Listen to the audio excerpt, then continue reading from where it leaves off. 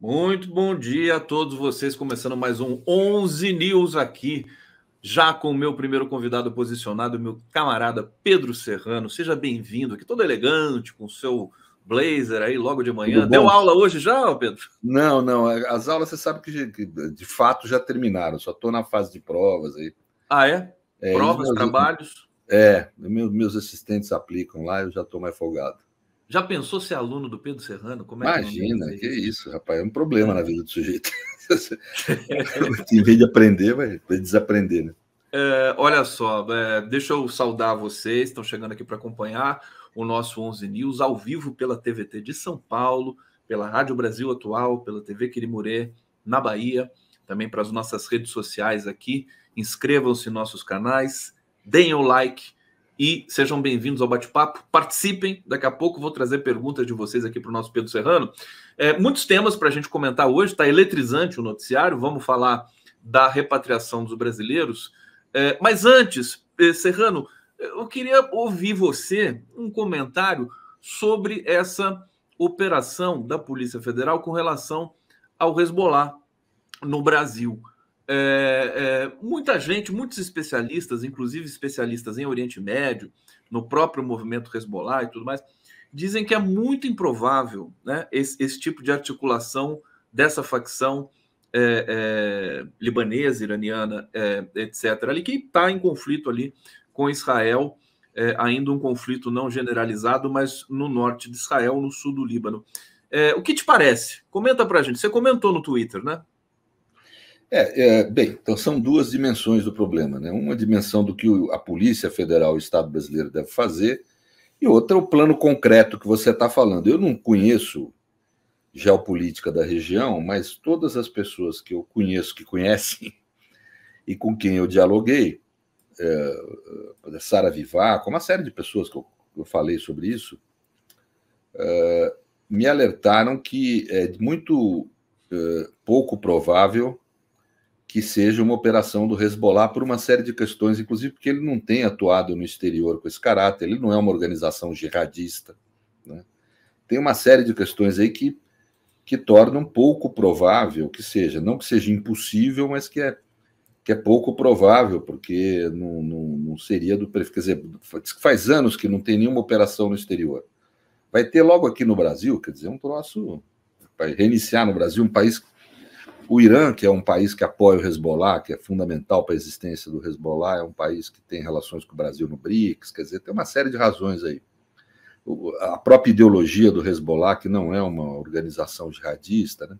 Então parece que é improvável, mas a conduta da Polícia Federal, do Ministério da Justiça e do governo brasileiro está absolutamente correta. Recebeu a informação de uma polícia estrangeira, que tem que receber com reserva, porque você está tratando de um serviço secreto que é o Mossad, que é interessado no conflito, é parte no conflito, né?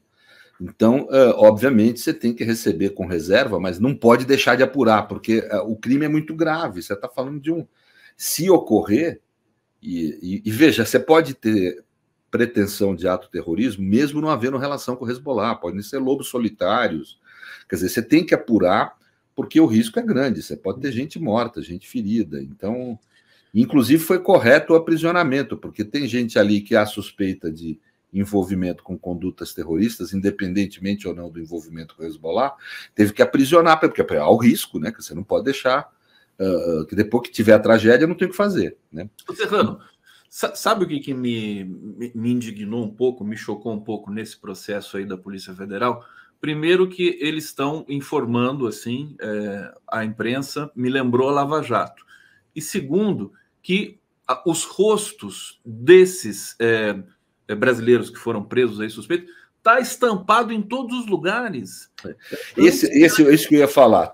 O problema central aí é a mídia, ou em torno da mídia. Porque, primeiro, eu acompanhei essa notícia no começo. No começo eu entrei na conversa deles.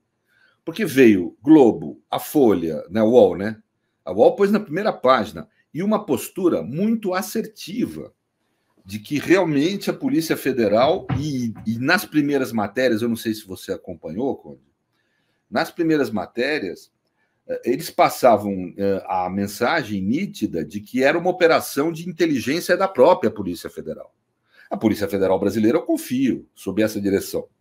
Agora, do Andrei, do ministro Cláudio Dino, eu confio. Então, se a Polícia Federal, numa operação de inteligência sua, chega à conclusão de que ou investiga e descobre uma rede, eu fiquei inclusive, falei que coisa perigosa, né? Que coisa maluca você ter terrorismo no Brasil e tal. Aí, de repente, as pessoas começaram a me falar, calma, não é assim, Hezbollah não tem essa característica e tal, e pai bola. E aí eu comecei a notar, eu veio na minha cabeça, pô, será que essa operação de inteligência foi brasileira mesmo? Daí eu coloquei até no Twitter, na ocasião, falei, a Polícia Federal precisa esclarecer se essa operação é dela ou se veio do exterior. E, de repente, veio o esclarecimento dado pela própria mídia, que era uma informação que veio do Mossad, com alguma ajuda dos Estados Unidos, mas fundamentalmente do Mossad, e que assim, então eu falei, opa, então a operação de inteligência inicial não foi brasileira.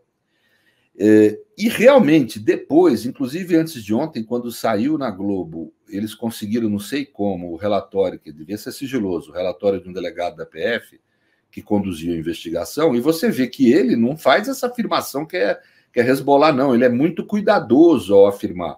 Parece que um dos sujeitos presos, o tal do Mohamed, que tem ordem de prisão contra ele, teve relação com o Hezbollah no passado, mas em nenhum momento o delegado afirma que há essa relação, eles estão investigando. Então, realmente, eu creio que há uma necessidade da PF investigar. O que eu acho que eu tenho crítica à conduta da PF é que, aparentemente, de lá tem vazado informações. Isso, primeiro, uma investigação dessa natureza, para ela ser eficaz, ela tem que ser sigilosa. Nós todos aqui temos ansiedade de ficar sabendo das coisas, eu tenho muito. Você, então, mais que eu, quando você é jornalista. Então, é evidente que a gente tem ansiedade de ficar sabendo das coisas, mas não deve ficar sabendo. Porque uma investigação, para ser eficiente, ela precisa ser sigilosa, né? Então, ficar vazando é crime, inclusive. Então, eu acho que o diretor da PF e o ministro da Justiça têm que investigar administrativamente da onde tem saído esses vazamentos. E punir quem vazou, porque isso contraria o interesse da própria investigação. Por exemplo, se tiver o Hezbollah mesmo atuando no Brasil, essa gente some com provas, vaza do território nacional, né, para sair fora da possibilidade. Então, e você tem toda a razão no que diz respeito a essa nova Polícia Federal, por assim dizer, quer dizer, não aparelhada, agora profissionalizada, reprofissionalizada, recolocada por um governo democrático, e que tem feito um trabalho excelente, né, com relação ao 8 de janeiro e tudo mais. E a gente precisa alertar, né? Pode ter alguns deslizes também. Olha só, o João Amorim, que é o nosso próximo convidado, ele está aqui no chat interno, dizendo o seguinte: interessante que a polícia libanesa ainda não foi, até onde se sabe, procurada. A informação veio do Mossad, não das autoridades policiais libanesas. Pedro Serrano, antes ainda de falar... Veja, só para esclarecer, diga. Independente de onde veio, o que diz a lei, como é que funciona a ordem jurídica nesse tipo de situação? Há um tipo que no direito se chama notícia crimine. Quando a polícia recebe uma informação que, em tese, não necessariamente no real, mas em tese caracteriza crime, ela é obrigada a investigar. Então não há outro modo da PF agir. Ela recebeu a informação, óbvio que ela tem que ir com cautela, porque é uma informação de uma das partes interessadas. Isso não pode se esquecer. A mídia errou muito quando saiu afirmando como verdade algo com base em informação de Mossad, né? Mas ela não tem outro caminho, ela é obrigada a investigar. Inclusive, essa informação ingressou numa investigação que já existia. A investigação desse caso existe desde antes Sim. do conflito Israel e Hamas, né? Desde antes desse conflito, e que foi, obviamente, há uma nova linha de investigação que surge em razão dessa informação do Mossad, mas não há outra conduta que a Polícia Federal pudesse adotar senão investigar. Investigar não quer dizer nada, né? Em si, quer dizer... a gente tem que aguardar a conclusão, quer dizer, vai ter uma conclusão. Eles vão falar, não, a gente encontrou prova de que o Hezbollah está aqui, que eu acho muito improvável, né? Encontramos prova de atividade terrorista, mas não ligada ao Hezbollah, isso é possível, né? ou encontramos prova nenhuma, é bobagem, o cara era, como é que falou? Que o cara pagodeiro, o cara músico, e acabou, não tem nada a ver. Tal. Era... Alguma conclusão vai haver, nós temos que aguardar, ter um pouco de paciência e aguardar. O que tem me preocupado é esse vazamento de informações. Primeiro, o comportamento inicial da mídia, que depois recuou. Agora está recuado. Começou a ver, né? Que pode ser uma grande bobagem embarcar nesse barco. Mas no primeiro momento, esse comportamento, e segundo, o vazamento de informação. Isso me preocupa. Pedro Serrano, você defendeu o ministro Flávio Dino no seu Twitter, aliás, o defensável Flávio Dino, nesse episódio em especial, né? Está sendo atacado por vários lados, porque ele é um ministro muito atuante, presente, e também que não foge do embate, né? Esse episódio de o Ministério da Justiça receber uma pessoa ligada a um detento conhecido como chefe enfim, do crime organizado de Manaus. Eu senti também muito preconceito nessa chamada que foi do Jornal Estado de São Paulo. Fala um pouquinho sobre isso para a gente. Não, primeiro é o seguinte, foi o assessor do ministro lá, não foi o ministro que recebeu, né? Recebeu uma comitiva com uma finalidade qualquer aí de ter que atender, quer dizer, isso aí você não fica tirando ficha policial de cada um que vem numa comitiva. E numa comitiva se tira fotografia com as pessoas, não é nenhuma fotografia íntima. Político e agente público é pior do que turista nessas coisas, tem que tirar foto com todo mundo, né? Qualquer pessoa do poder público é assim, é natural, né? Pegaram isso, fizeram um carnaval. O Estado de São Paulo, para mim, não agiu de forma equilibrada, né? Porque tratou do assunto e ficou dando aso a inverdades, a fake news da extrema-direita, como se o ministro Flávio Dino é um sujeito ultra respeitável, um dos melhores brasileiros que nós temos no país. Hoje eu não estou sendo aqui, mal conheço ele, não tenho nenhuma relação pessoal com ele. Acho que cumprimentei ele uma vez num evento do Direito Já. Nunca fui recebido por ele, não tem nenhuma razão para ter nenhum tipo de comportamento de pessoalidade. Eu estou constatando que ele é um dos mais valiosos brasileiros que nós temos no país. Isso é uma constatação. É óbvio que não tem nada a ver com crime organizado. Quem tem a ver com crime organizado e a mídia fica quieta é o bolsonarismo, que tem relações com a milícia. A milícia é um tipo de organização criminosa tão perigosa quanto o Comando Vermelho, quanto o PCC, inclusive realiza os mesmos crimes, quer dizer, né? Tráfico de droga, exploração de serviço ilegal, etc. Tal, né? Chantagem, etc. E usa de violência, quer dizer, é uma organização criminosa como qualquer outra. E tem os bolsonaristas já premiaram líderes, não é que recebeu no gabinete sem saber, não, deram um prêmio para líderes desse tipo de organização criminosa, aí, legislativa, etc. Né? Então, houve realmente um certo comportamento irresponsável que põe água no moinho não da extrema-direita, mas da extrema-direita violenta, o que é pior. Põe água nesse moinho, que é um discurso de a esquerda no Brasil é ligada a crime organizado. Não é verdade.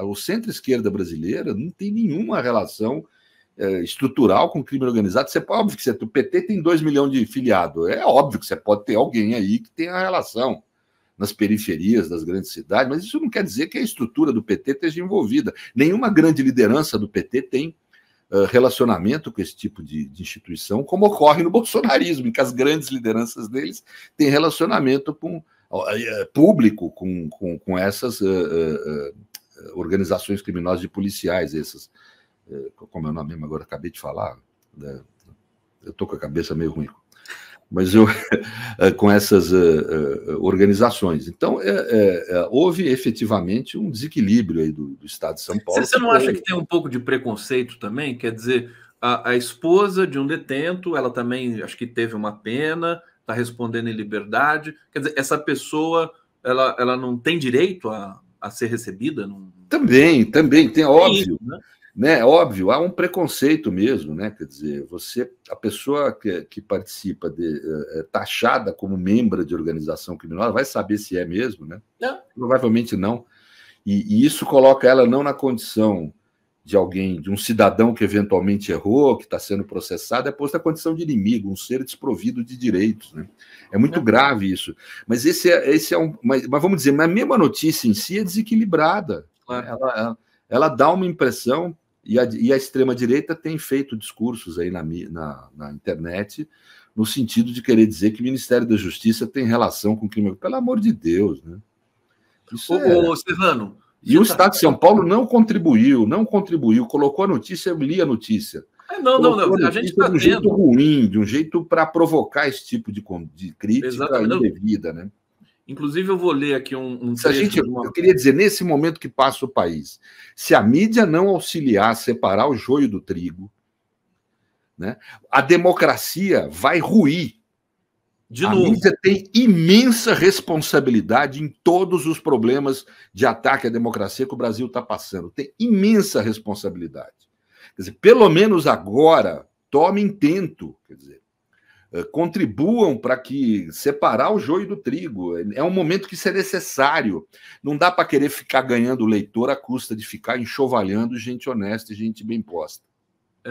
Mas, Serrano, a gente vê a cobertura desse conflito brutalizado da imprensa brasileira. Nem a imprensa israelense cobre com tanta parcialidade esse processo de violência ali em Gaza. Mas deixa eu só citar para você aqui uma matéria da Rede Brasil Atual que diz o seguinte: olha, após ser exposto por sumir com bens da Operação Lava Jato, o ex-juiz e senador Sérgio Moro, articulado com setores da imprensa, aposta na estratégia bolsonarista de fake news. O fato é que o Conselho Nacional de Justiça identificou a ausência de controle dos bens apreendidos na operação. A apuração aponta a gestão caótica de Moro no controle dos valores.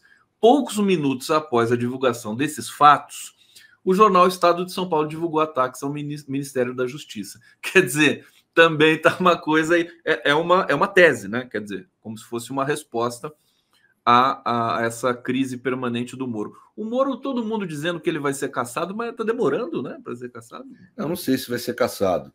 Para ser franco, eu nem tenho condição de dizer aqui se deve ou não ser cassado, porque eu não conheço o processo, né, para poder fazer essa afirmação.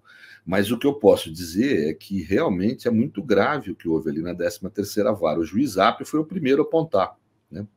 E não é que ele apontou, ele cumpriu o dever dele como servidor do sistema de justiça.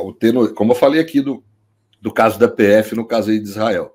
Ao receber uma notícia crime, ou seja, receber informações de conduta que, em tese, podem caracterizar crime, ele determinou algumas apurações penais, no caso lá do Tacla Duran e etc.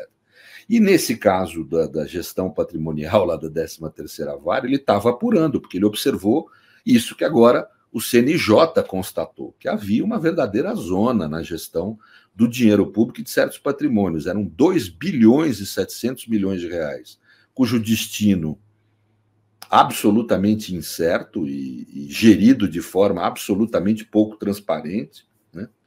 E mais do que isso também, obras de arte, por exemplo, de Di Cavalcanti, de autores desse nível, né? De Dalí, Salvador Dalí, obras de arte desse padrão, né? Que não estão inventariadas e não se sabe onde foi parar. Pra você ter uma ideia, não há inventário desse patrimônio grande apreendido dos investigados.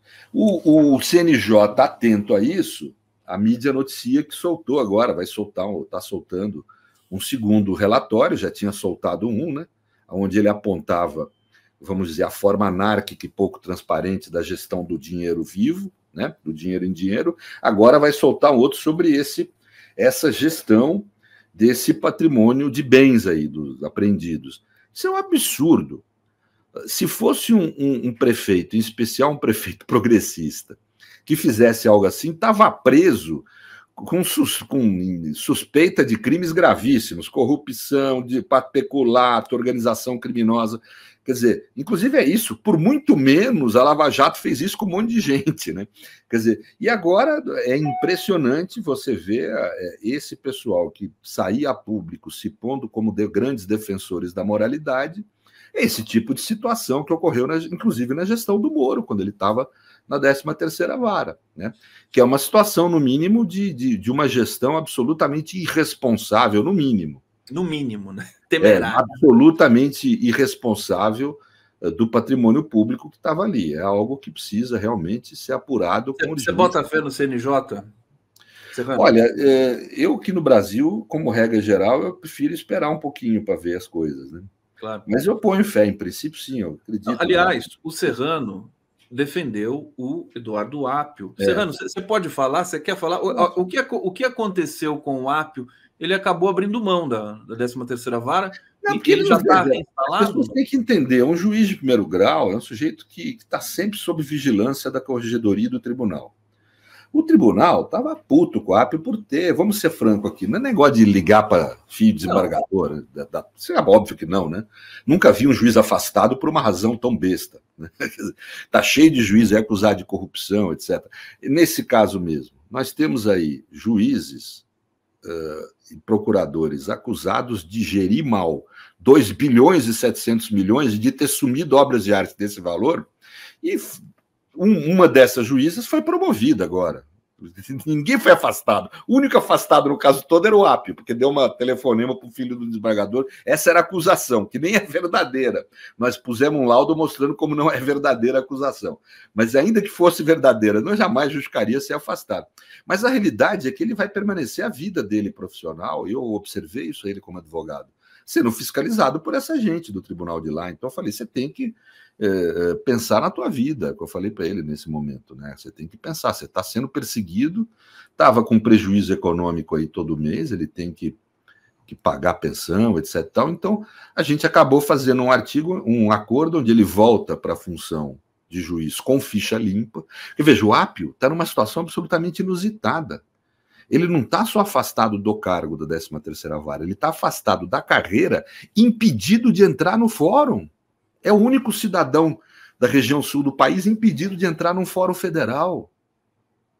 Vejam que absurdo, gente. O nível de sanção que esse sujeito recebeu sem direito de defesa. Até hoje não teve direito pleno de defesa. Então, agora, o que eu falei para ele? Você aí, mesmo que você ganhe essa ação agora, que a gente consiga ganhar, você no futuro vai ter essa gente toda no teu pé. Falei para ele claramente, quer dizer, é isso mesmo, tem que entender que é isso, que as pessoas vão esquecer de você, porque a vida é assim. Esse negócio de lava-jato, o próprio governo aí, você viu a reportagem da Carta Capital, mantendo aí quase totalidade das gerências da Petrobras na mão de bolsonarista e lavajatista, quer dizer, eu acho que ninguém já está dando muito bola para esse assunto. Eu falei, você vai se ferrar. Eu tenho que falar isso para ele, porque a minha função ali não é defender o interesse público, é defender o interesse dele. Sou advogado dele. Então foi por minha orientação. Ele chegou lá e fez um acordo onde ele volta para o cargo, saindo da 13ª Vara, mas ele volta para a carreira de ficha limpa, pode prosseguir a vida dele. Ele já está instalado? Ele já voltou? Não, ele agora tem toda uma burocracia para cumprir, nós estamos forçando para cumprir logo aí. Que é ele se inscrever no concurso para ir para outra vara, etc. Mas é o que foi feito, quer dizer, eu tratei de proteger a pessoa dele, né? Claro, eu acho que é meu papel. Tem que escrever um livro sobre isso daqui a uns 10 anos ou 20, né? Tem que escrever um livro. Não agora, né? A Lava Jato ainda tem muito poder, em especial no sistema de justiça federal do sul do país. Nós temos que entender isso. Né? Até porque, veja, nós estamos falando de bilhões. Dinheiro aqui é 2 bilhões e 700 milhões. Isso aí não fica para um cara só, né? Claro. Então, tem coisas aí, entendeu? Estranhas. Ninguém quer apurar. Ninguém quer abrir uma investigação lá. Veja, foram duros pra cacete com o Apio. Com o Moro, teve decisão do TRF dizendo que ele tinha poderes de exceção, poderes de ditador para enfrentar a corrupção. Pedro Serrano aqui dizendo para... Olha, que informações aqui muito importantes para todo mundo que estava curioso para saber. Eu queria saber o que estava acontecendo com o Apio na realidade, agora eu sei. Nilva Amarante está aqui colaborando conosco, Gisele Calil Avelar concorda com Pedro Serrano, exceto o Luciano Huck, que só tira foto com o mau elemento, está aqui brincando. Zizi Dunder, de Poços de Caldas, saudações democráticas a todos e todas do excelente 11 News. Carlos Dantas, a Polícia Federal, todos os setores do atual governo estão repletos de infiltrados, ONGs de países terceiros com interesses. Na verdade, a esquerda moderna brasileira é um show de horrores. Está aqui indignação aqui do Carlos Dantas. Mas veja, a PF pode ter mesmo, e tem mesmo, um grande contingente que é seduzido pela extrema-direita, isso é da carreira da PF, mas isso não tem a ver com o governo nem com a direção da PF. Né? Acho que ele está mencionando aqui que o governo Lula herdou um sistema em funcionamento. Mas não tenha dúvida, isso ele tem razão. E não só a PF, o Ministério Público, o sistema de justiça, tem muita gente reacionária. Vamos ser objetivo aí. Eu creio que você entrar hoje no sistema de justiça, você virar juiz jovem aí no início da carreira, você tem uma mensagem clara para você. Se você cumprir a Constituição, você vai ter vida difícil, como o Apio está tendo. Né? Você tem que ser meio heróico para poder cumprir a Constituição no Brasil, dentro do sistema de justiça que tem o dever primário de cumprir a Constituição.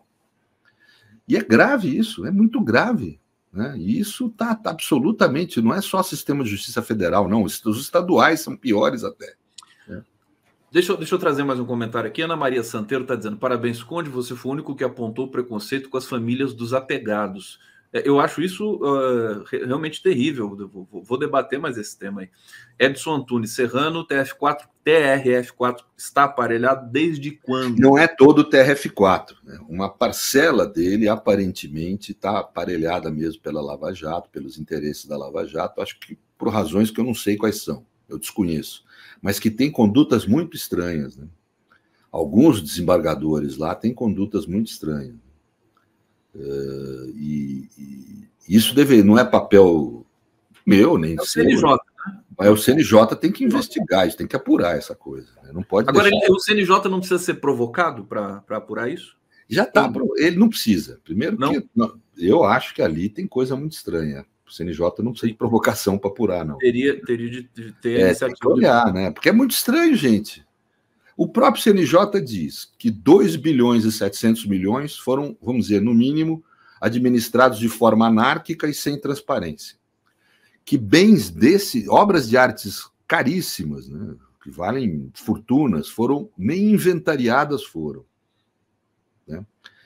E nisso tudo, no meio dessas acusações pesadas, nós estamos falando aí de suspeita, e nas acusações de Tacla Duran, etc. Tacla Duran levanta acusações relevantes ali, de suspeita de extorsão, suspeita de corrupção, suspeita de organização criminosa, suspeita de peculato. Quer dizer, peculato nessa questão das obras de arte, você tem crimes aí gravíssimos. Né? E o único afastado da carreira foi o Apio, sob acusação de ter feito um telefonema. Óbvio que isso tem algo estranho. É óbvio que ele foi afastado, não por essa razão, mas pelo fato de ter dado início a essas apurações. O CNJ tem que estar atento a isso. Não foi à toa esse afastamento dele, amigo. Até hoje eu tenho essa convicção. Né? Eu acho que aí... Mas só que eu falei para o Apio, não é você, juiz de primeiro grau, para resolver alguma coisa. Você vai só esperar. Quem tem que resolver isso é o sistema de justiça, é a cúpula do sistema de justiça. É CNJ e STF, se necessário. Né? E eu acho que está indo. Está havendo uma investigação dentro do CNJ e o STF também tem lá na mão do ministro Toffoli, que tem se comportado de forma muito coerente, questões importantes de apuração também. Então vamos aguardar, né? Vamos ver o que dá. Nós precisamos... Serrano, foi tão bonito o trabalho que o Prerrogativas fez, nós fizemos isso juntos, né? Você sempre ali denunciando, foi um dos primeiros que denunciou a Lava Jato, e a gente travou esse debate com muita intensidade ali no processo catastrófico das instituições brasileiras, e a gente venceu, né? Temos de admitir isso, né? Convencemos, né, setores importantes da opinião pública, setores importantes ali de influência no STF, para reverter, né, medidas que foram tomadas equivocadamente. Então, acho que a gente precisa continuar nesse debate. Deixa eu te perguntar, a demora na nomeação do PGR e de um ministro do STF te aflige por alguma razão? Aflige. Do ministro, nem tanto, porque você já teve casos em governos nossos, aí, progressistas, aí, da Dilma, se eu não me engano, chegou a demorar 11 meses. Né? Então, não é incomum. O PGR me aflige um pouco por causa da função dele. Por incrível que pareça, eu acho o PGR com uma função mais estratégica do que a de um ministro isolado. O ministro tem lá um colegiado de 11, né? Então, se não tem um, tem 10 ali para tocar. Agora, o PGR é um cara só, né? E com uma função muito importante. Ele quem denuncia, quem dá início ao processo penal, né? Contra ex-autoridades, atuais autoridades, etc. Então, ele promove investigações. É uma função absolutamente estratégica. Mas, para afligir uma coisa, eu prefiro que o Lula demore e escolha certo, do que ir rápido e escolher errado. Então, agora, se ele demorar a escolher errado, aí... Aí é ruim demais. Aí vai ser demais, aí é né? Ruim demais. Serrano tá tão elegante com esse terno, com esse blazer é meio uniforme. Serrano. Depois você precisa agora... me dizer onde você comprou. Eu estou agora adotando política dos jovens advogados, e ninguém mais vai de gravata, né? Eu ia muito de gravata porque eu falava, já que tem o trabalho de pôr o terno, põe a gravata também, né? Mas agora eu estou adotando com esse calor aí essa política. Está liberado? Você não precisa de gravata? Não se usa mais, você acredita? Não se usa mais? Não, nos tribunais sim, você precisa ir, mas você mantém lá uma gravata no escritório, e no cotidiano das empresas, que é o que mais, assim, o normal é usar paletó sem gravata. As empresas mudaram muito. Eu fui criado, né, num ambiente que você tinha que usar gravata todo dia dentro do escritório, dentro da empresa, dentro do tribunal. Hoje já é muito flexível. Isso você só usa quando vai para o tribunal. Serrano, você ficou muito entusiasmado. Espera aí que deu um pequeno soluço aqui no meu computador. Você falou com bastante entusiasmo da repatriação dos brasileiros. Foi um processo que foi duramente conduzido pelo Itamaraty, pelo próprio presidente Lula. Ontem nós tivemos a chegada, que foi emocionante, inclusive eu transmiti ao vivo esse momento, às 11h30 da noite. Fala um pouco sobre isso, como é que você está lendo esse comportamento do governo brasileiro? O Lula endureceu com relação a Israel, usou a palavra terrorismo para falar dos ataques de Israel. Como é que você está vendo essa movimentação toda do governo brasileiro? Eu acho que o Lula, para mim, no ambiente da política, ele é o maior brasileiro da história. Eu não tenho nenhuma razão para ficar puxando o saco de Lula. Não sou do governo, não quero ser, não vou ser nada, quer dizer. Estou falando como cidadão mesmo, né? Quer dizer, como quem tem uma análise. Porque o Getúlio, por exemplo, foi um grande presidente, mas Getúlio, por um período da vida, foi ditador, né? Tinha lá o Filinto Miller, que torturava gente, matou gente, né? Mandou Olga Bernário para um campo de concentração nazista, né? Esposa de Prestes, né? O Lula não. O Lula foi de um comportamento absolutamente correto ante a Constituição e a democracia, né? E o país mudou depois dele, né? Mudou intensamente. E agora ele volta, depois de um período de destruição, que foi o período do Bolsonaro, e restabelece a ideia de república, né? Nesse caso, veja, do resgate do pessoal lá que estava em Gaza, né, dos brasileiros que estavam lá, ele botou o interesse da vida daquelas pessoas acima do interesse político pessoal dele. Aquele embaixador de Israel, esse embaixador de Israel humilhou o governo brasileiro. Humilhou o Lula. Teve um comportamento absolutamente incompetente em relação à sua profissão. Desonrou a sua profissão, né? No comportamento que teve com o governo brasileiro. Isso não é comportamento de diplomata, né? O Lula engoliu esse sapo para salvar a vida de brasileiros. Demonstrou uma postura de estadista, né? Muito rara de ver na história do Brasil. E essa operação, se a gente parar para olhar, não é qualquer operação. Se você vê que ele retirou os brasileiros de Israel durante o conflito, retirou os brasileiros da outra área ocupada pelo povo da Palestina, Cisjordânia. E agora termina a operação retirando os brasileiros de Gaza. Foi a maior operação de retirada de brasileiros de um terreno de conflito da história do Brasil. Nunca houve isso na nossa história. E, óbvio, merece todos os encomes, todos os elogios à nossa diplomacia, ela que conseguiu essa vitória, a FAB que deu uma logística perfeita, mas o grande articulador e líder disso foi Lula.